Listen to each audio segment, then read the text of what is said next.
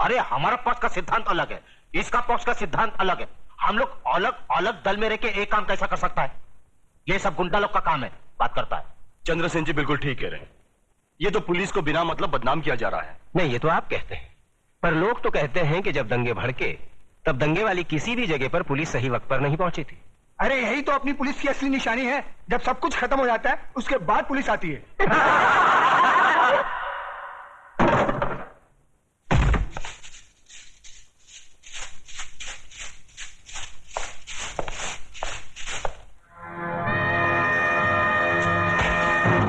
यही तो रोना है कि लोग हमें गलत समझते हैं।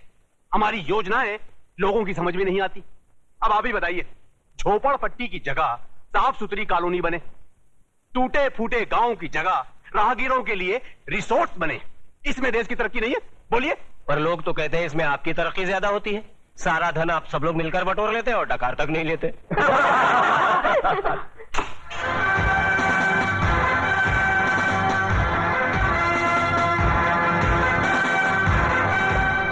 नेताजी और पुलिस वाले ने तो अपनी सफाई पेश कर दी। अब जज साहब, आप और योगराज जी अपनी सफाई में कुछ पेश करना चाहेंगे? ऐसे मामलों में लोग अगर कानून के रखवालों पर शक करने लगे तो फिर सफाई में कुछ कहना क्या? देखिए, हम ठहरे व्यापारी लोग, हम अपने धंधे में गुंडों का साथ नहीं लेते। गुंडों का साथ आजकल कौन नहीं लेता योगराज जी? अब तो माफिया वाले भी राजनीति में उतर आए हैं और आजकल नेता लोग भी अपने क्रिमिनल रिकॉर्ड की बुनियाद पर ही चुने जाते हैं। क्यों देशमुख जी, आप तो नेता बनने से पहले दमन से चांदी की स्मगलिंग किया करते थे। देखिए देखिए, ये मुझ पर झूठा बेकार का इल्जाम लगाया गया है। नहीं नहीं, आप स्मगलिंग करते थे या नहीं करते थे? बस। वैसे मैं भी इस बात को नहीं मानता, क्योंकि हर बड़े नेता को बदनाम करने के लिए लोग कुछ भी बोलते हैं। क्यों चंद्रसेन जी? एकदम सच बोलता है। आपके हर सवाल का मैं एक ही जवाब दूंगा कि अगर जनता की नजर में हम गुनहगार हैं तो फिर जनता खामोश क्यों है? बोलिए, क्यों हमें पिछले 15 साल से इस राज्य में चुनाव जिता रही है? जज साहब, हम पर लगाए गए सारे इल्जाम बेबुनियाद हैं। हमारी सफाई में मेरा यही जवाब है। अब फैसला आपके और जनता के हाथ में है। सुनाइए। अरे असली अदालत आज तक हमारे खिलाफ फैसला नहीं सुना सकी तो ये जनता की अदालत क्या खास सुनाएगी? देशमुख, तुम कभी कभी सच बोलता है।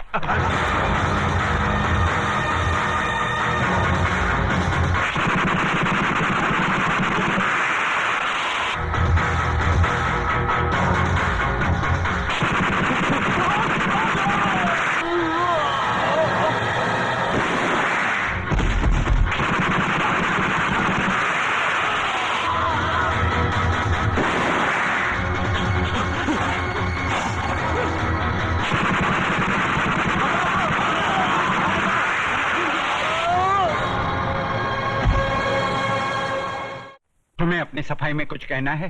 क्या कहना? जो करना था कर दिया, जो किया वो सोच समझ कर किया। अब कहना आपको है। फैसला सुना दीजिए, मुझे मंजूर है। कुछ बोलता नहीं है, कुछ बोलता तो नहीं है, लेकिन ये ऑर्डर। आज न्यायमूर्ति श्री विश्वनाथ सिंह ने अदालत में मंत्री श्री बबन राव देशमुख, विपक्ष के नेता श्री चंद्रसेन आजाद, न्यायमूर्ति श्री हुकम अली जाबिर, इंस्पेक्टर सत्यवादी दुबे, प्रख्यात बिल्डर योगराज और कुख्यात सरगना चतुर सिंह चिता के कातिल प्रताप नारायण तिलक को फांसी की सजा सुनाई।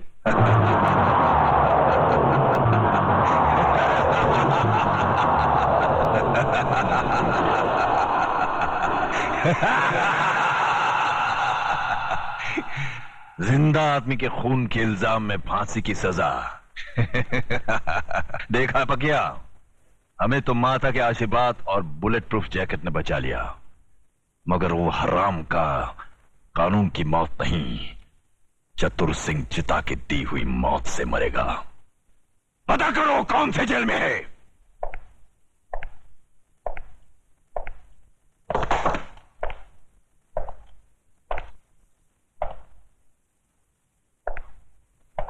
प्रताप, तुम्हारी फांसी का दिन मुकर्रर हो गया है। अगर कोई आखिरी ख्वाहिश है तो बता दो, वो भी पूरी कर दी जाएगी।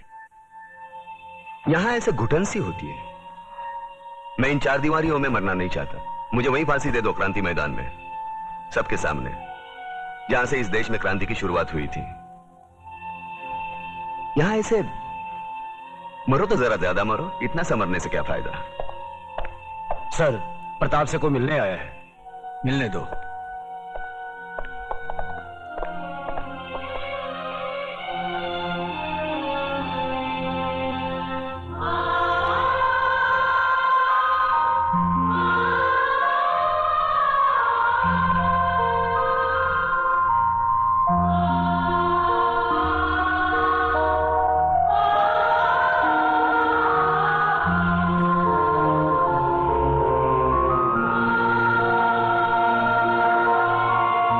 माँ, अरे बूढ़ी हो गई, बूढ़ी रो काय को रही तू? नहीं रे, ये तो खुशी के आंसू है। सोचा था जिंदगी भर तेरा मुंह नहीं देखूंगी, लेकिन तेरे बारे में अखबार में पढ़ा तो रहा नहीं गया मुझसे, और मैं चली आई अपने बेटे के पास। कैसा है रे तू? बेटा, आज तूने तिलक खानदान के नाम पर सचमुच यश का तिलक लगा दिया। मैं खुश हूँ, बहुत खुश हूँ। अब तो भगवान से यही प्रार्थना करूंगी कि तुझे जन्मों जन्म मेरा ही बेटा बना कर। नहीं माँ, अगले जन्म में किसी मंदिर या मस्जिद की ईंट बनकर जिंदगी भर वहां रोता रहूंगा। इस जिंदगी का रोना मेरा बाकी है।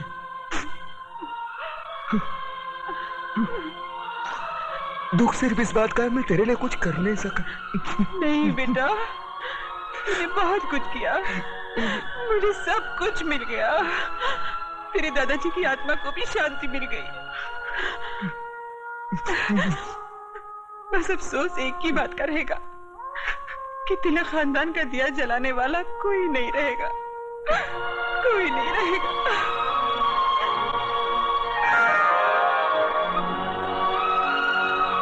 ये देख, अपनी बहू के लिए रखे थे, लेकिन अब तो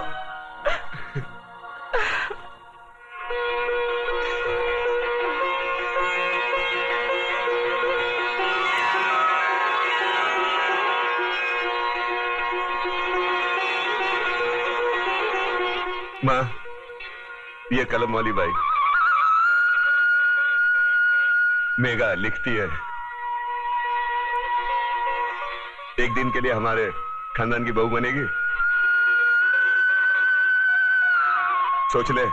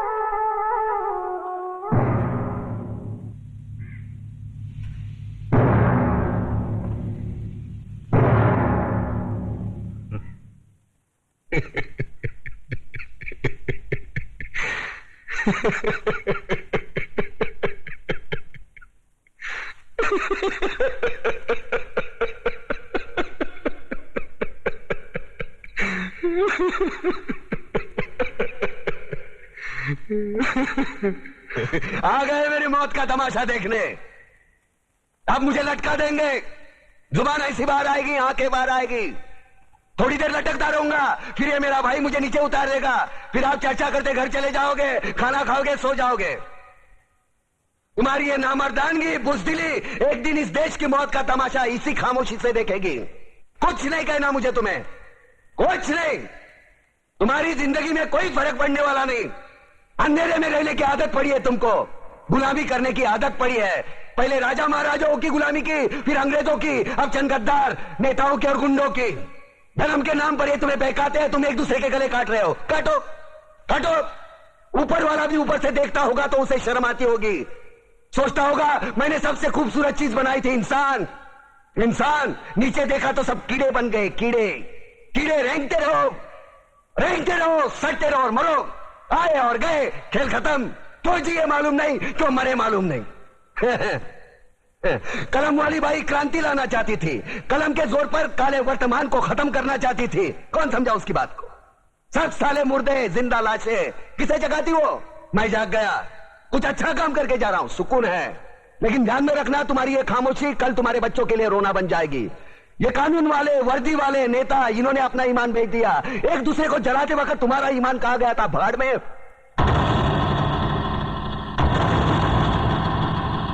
ये पिस्सू जैसा हमारा पड़ोसी मुल्क आने वाले कल में शायद अपने आप को दुनिया के नक्शे पर देख नहीं पाएगा। एक बात भूल रहा है, उनके घर में जो रोटी बनती है ना, उसका आटा भी विदेशी चक्की से पीस के आता है। साले अपने खुद के देश में सुई नहीं बना सकते और हमारे देश को तोड़ने का सपना देखते हैं। वो ये सपना देख सकते हैं क्योंकि उन्हें मालूम है ये मुर्दों का देश है। वतन के लिए किसी को कोई हमदर्दी नहीं है। इसे तोड़ना बिल्कुल आसान है। मैं हिंदू, मैं मुसलमान, मैं सिख, मैं फलाना, मैं ढिमका। एक लाठी को तो कोई भी तोड़ सकता है, लेकिन लाठी के भारे को तोड़ना मुश्किल है। मैंने बचपन में पढ़ा था, स्कूल में, तीसरी में। मैं क्यों समझा रहा हूं तुमको? क्यों समझा रहा हूं? पागल हूं मैं? भूसा भरा पड़ा है मेरे दिमाग में। क्यों बातें कर रहा हूं इन पत्थरों से? हंसो हंसो, खुशियां मनाओ। क्रांति की राह पर एक और कुत्ते की मौत मरने जा रहा है, कल कोई और मरेगा। हमें क्या? हाँ? हम इसी तरह जीते रहेंगे, है ना? जियो भाई जियो, जैसे चाहिए वैसे जियो। मैं हिजड़े की जिंदगी जीना नहीं चाहता। ए ला, चल चल ला।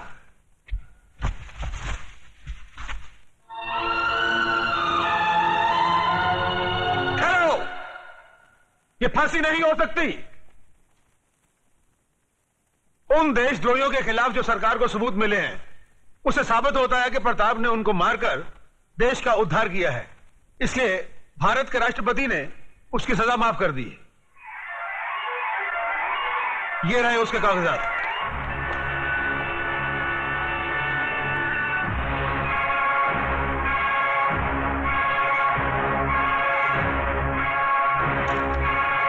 रोक दीजिए फांसी।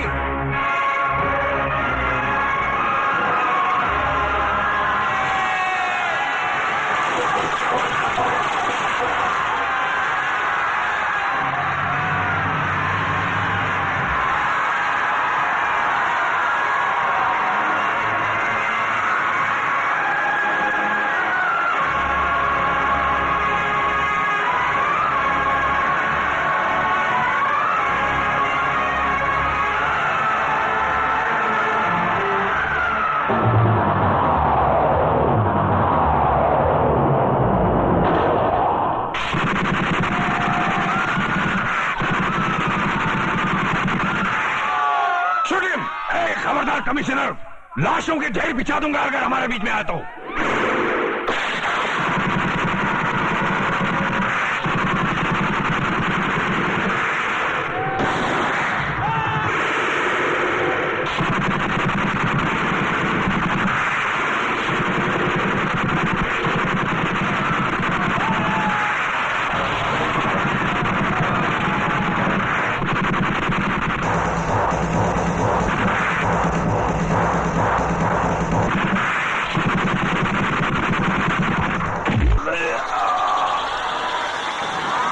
Yeah.